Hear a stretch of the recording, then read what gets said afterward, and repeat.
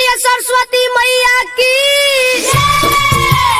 ओम शांति स्वाहा, ओम अग्नि स्वाहा, ओम गजाय स्वाहा।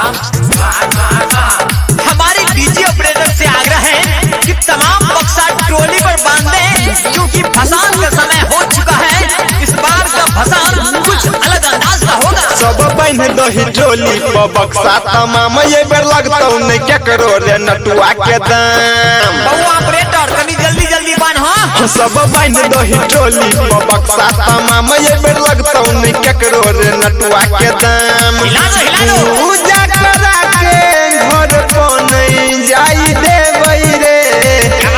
पूजा करा के घर पर नहीं जाई देवई रे। यही बेर का भसान में पंडित जी के डीजे पर नचेवई रे। यही बेर का भसान में पंडित जी के डीजे पर नचेवई रे। हाँ समझ गया ना भाई। इस बार का भसान पूरा धूमधाम से होगा और पंडित जी के साथ में ठाकुर भी नचेगा और कोई भी बचना नहीं चाहिए। एक आगे डांसर हेतै फेल रे। रखी है भर जनरेटर में तेल रे।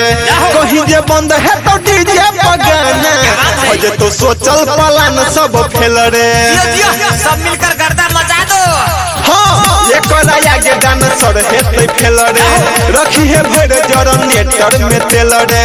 कहीं जे बंद है तो डीजे पर गाना हो जे तो सोचल पलान सब फेल रे। पोथी पतरा के कुट्टी में टाइम देवई रे। पोथी पतरा के कुट्टी में टाइम देवई रे। यही बेर का भसान में पंडित जी के डीजे पर नचेवई रे। यही बेर का भसान में पंडित जी के डीजे पर नचेवई रे। जबरदस्ती मत करो, हम नाचने के लिए तैयार है। गुटखा लेके आओ जल्दी। अरे लड़का रे, पंडित जी के लिए गुटखा नहीं जर्दा पान लेके आओ। पान खिए बैठिरी जीरो जरदा। आज शर्म के हटाई के पर्दा। जीवछ सिंह के गाना बजा के उड़े उड़े भाई भसान में गरदा। रे अभी से जीवा सिंह का गाना बजने दो। पान खिए बैठिरी जीरो जरदा। आज शर्म के हटाई के पर्दा।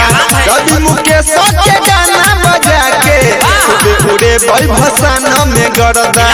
पीछा से जाके भरिया के खींच देवई रे। पीछा से जाके भरिया के खींच देवई रे। यही बेर का भसान में पंडित जी के डीजे पर नचेवई रे। यही बेर का भसान में पंडित जी के डीजे पर नचेवई रे। केना ये पंडित जी तहन में तैयार छियै ना।